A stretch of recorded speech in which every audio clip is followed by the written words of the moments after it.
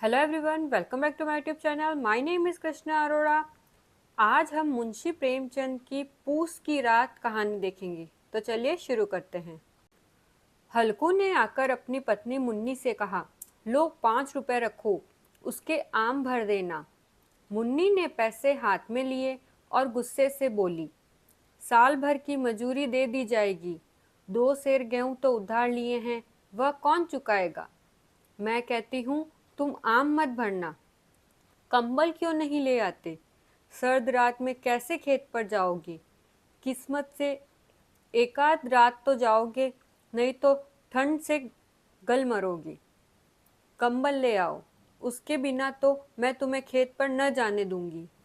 हल्कू ने शांत स्वर में कहा, तो काम छोड़ दूं। मालिक कंबल दे देंगे। कंबल उन्हें कहो दे दे, तब खेत पर जाऊं। मुन्नी बोली, तुम्हें तो बस कंबल चाहिए। कौन कहता है कि मालिक दे दे। आप अपनी समझ से कह रही हूँ कि 5 रुपए कंबल में लगा दो। हल्कू बोला, नहीं मुन्नी, अब की ठंड कुछ ज़्यादा ही है, लेकिन होगा वही जो किस्मत में लिखा है। आखिर हल्कू ने पैसे दे दिए। कंबल नहीं लाया गया। उधर आम की फसल की रखवाली करनी थी। उस रात हल्कू खेत पर पहुंचा तो ठंडी हवा चल रही थी। आसमान में तारे कांप रहे थे।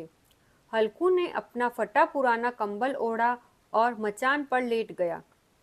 पास में उसका वफादार कुत्ता जबरा भी था, जो हवा से खुद को बचाने की कोशिश कर रहा था।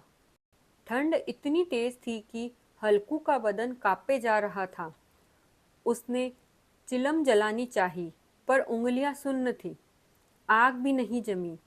जबरा कभी उसकी गोद में घुसता, कभी पंचों से मचान खोदता। दोनों ठंड से बेहाल रात काट रहे थे। हल्कू बोला, जबरा तू तो मुझसे भी ज्यादा कांप रहा है। आ मेरे पास लेट जा। जबरा हल्कू से चिपक गया। फिर भी ठंड कम नहीं हुई।